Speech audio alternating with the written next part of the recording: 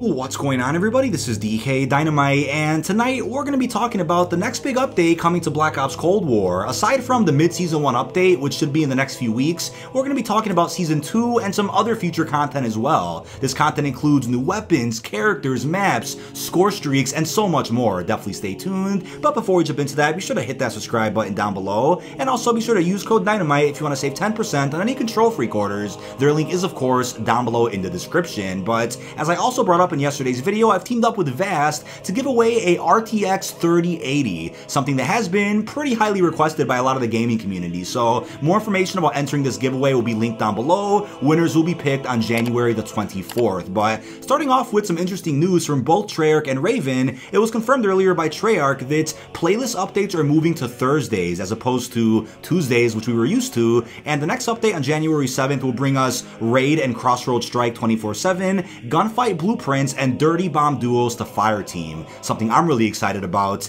And they also mentioned that as continued featured playlists, we'll still see Nuketown 24/7. I don't think that includes Holiday Nuketown though. Prop Hunt and Face Off, which is 3v3 respawn modes on the gunfight maps, should be a ton of fun. I'll cover as much content as possible when the update goes live this Thursday. And then Raven clapped back with the next Warzone update also coming this Thursday, which will be adding Plunder Quads, Rebirth Island Mini Royale duos, and Resurgence trios. They're going to be removing Plunder Blood Money trios and Rebirth Island Mini Royale quads. So I don't know about you guys, but I'm not a fan at all of Mini Royale quads on Rebirth. It was way too hectic, and on top of that, the Warzone meta right now is very frustrating, which Raven also brought up today. So they've heard our concerns. They'll be nerfing the DMR, Type 63, Mac 10, the dual pistols. Let's just see how powerful the nerfs are and what the new meta is going to be after that. I'm very curious, but we got some good news earlier today, and hopefully you guys are okay with playlist updates moving to Thursdays. I think it's totally fine, but this shouldn't be affecting Modern Warfare in any way. If that game is going to get any more updates in the next few weeks, I think it probably will, because we still have Soap and some other unreleased content coming to that game.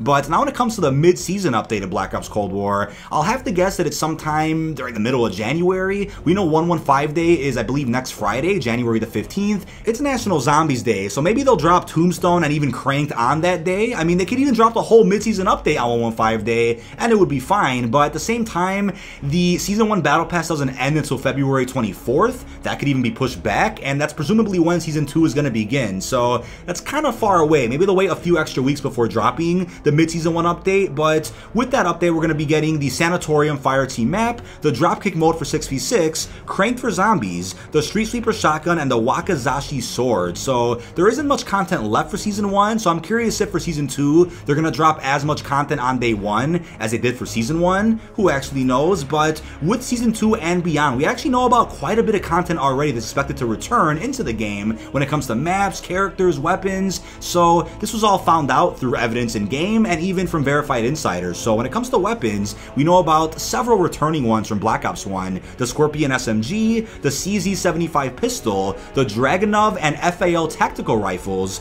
the Galil, and even the Riot Shield. So we knew with Modern Warfare there were lots of weapons that were found and confirmed many months before the release of the weapons, so these might not release for months, but some of these could be for Season 2. You know, we'll have to wait and see. Now, when it comes to score streaks, we actually know about quite a bit because before the game actually released, a lot of score streaks were visible at the main menu for people that had early copies, and one of them was the HARP, the Orbital VSAT, the Hater, however you want to call it. That didn't release until Season 1 of Black Ops Cold War, so presumably with each new season, we'll see a brand new score streak.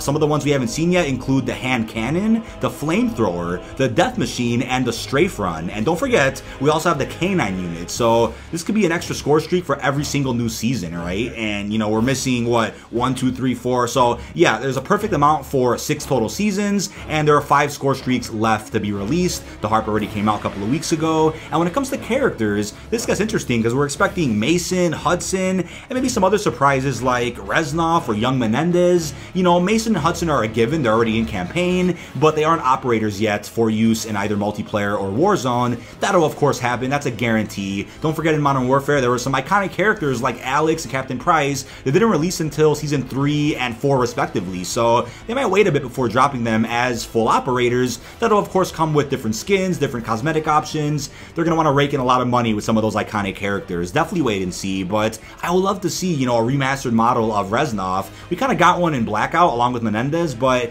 seeing a a newer take on those characters would be awesome to see, even though Reznav's already dead, and Menendez should be young by this point during the Black Ops Cold War timeline, so maybe we'll see them in the future. Now, it was also confirmed, as I talked about in yesterday's video, by Tom Henderson that during Q1 of 2020, we're expecting League play, so maybe that's gonna come with Season 2, if not a surprise update in the next few weeks. But if you guys remember, in Black Ops 4, we didn't see League play, I think, until February. Correct me if I'm wrong, but for some reason, as of lately, we haven't been seeing League play during the launch window of a new Call of Duty. They've been dropping much later than usual, so hopefully it's good. But if you guys are wondering, is it gonna come with a ranked playlist? Who knows? I mean, maybe they will include a ranked playlist, but if that's the case, I don't know if skill-based matchmaking is exactly going to be affected by this. I know Drifter posted a video earlier today confirming that there is right now a bug within Warzone that allows you to get into bot lobbies, and apparently it isn't hard to actually replicate, but he didn't reveal how this was possible, but he just confirmed that it exists. And I'm sure something like that also exists for multiplayer, and if that's the case, that's how a lot of bigger channels and streamers get their gameplays, playing these tournaments, make thousands of dollars. There are some very concerning exploits, which I'm sure are going to be revealed in full within the next few weeks, and when that happens, I'm curious if Activision will actually acknowledge skill-based matchmaking by talking about these different exploits, which are allowing people to get into lobbies that they shouldn't be in, right? But again, who's to say that you can't be in certain lobbies either, right? It's like, why does there have to be this placement system for all players out there? And why not just be in random lobbies altogether, and who you run into, you just run into? You know, it's almost frustrating to have to see that, yeah, certain players belong in certain lobbies and, you know, X, Y, and Z. Let's just see what happens, but I'm optimistic about it. I think the future of skill-based matchmaking is very interesting, especially for the Call of Duty community, but I can go off on a tangent about this all day. I've talked about it before in a previous video, which I'll have linked down below, but we'll talk about this more whenever this story further develops. Now, we also got confirmation of several remasters, right? Tom Henderson mentioned Summit, Firing Range, and Jungle, which are all maps that he talked about, I think, last year, including Nuketown, and Nuketown's already in the game, along with Raid, and Raid was kind of a surprise to me. I didn't expect that map of all maps to come back straight away with Season 1, but I could assume that with each new season we'll also get at least one new remaster, and that's fine and all, but why are they picking these maps which have already been remastered time and time again? Black Ops 2, 3, 4, back to back to back. We've already seen these maps. I mean, I like them, don't get me wrong, but what about these other iconic maps from Black Ops 1, which would perfectly fit Black Ops Cold War, like Berlin Wall, Discovery, Stadium, Kowloon, Hotel, Zoo, Drive-In? I mean, these are fantastic maps which perfectly fit the era of the Cold War, so let's get some of these maps in here, right? Why are we still sticking with, you know, Summit, Jungle, Firing Range? We played these maps already, but you know what? Well, let's just see what decisions they end up making in the next few weeks. I mean, hopefully they pick some better remasters, but you know, the fact that some of the maps I listed haven't been remastered one time pretty much means that if they do get remastered for Black Ops Cold War, it'll probably be a lot of people's first time ever seeing those maps. That's if they didn't play some of the DLC maps from Black Ops 1, which I'm sure a lot of the player base hasn't, so that's why my fingers are crossed for maps like that, which we haven't seen one time. Now, we know Zoo should be coming back in the new Warzone map that's going to be dropping probably in the next 2-3 months, but it could be similar to Dinosaur Theme Park. They were supposed to be in Verdansk but got scrapped. Hopefully that map is still somewhat accurate, because I would love to see a remaster of Zoo, whether it's in multiplayer or whether it's in the next Warzone map. And we also know from Tom Henderson that a lot of new maps that we see within the big new Warzone map, they'll be ported over into Black Ops Cold War multiplayer, gunfight maps, 6v6, probably fire teams, so we'll be seeing a lot of maps rotate across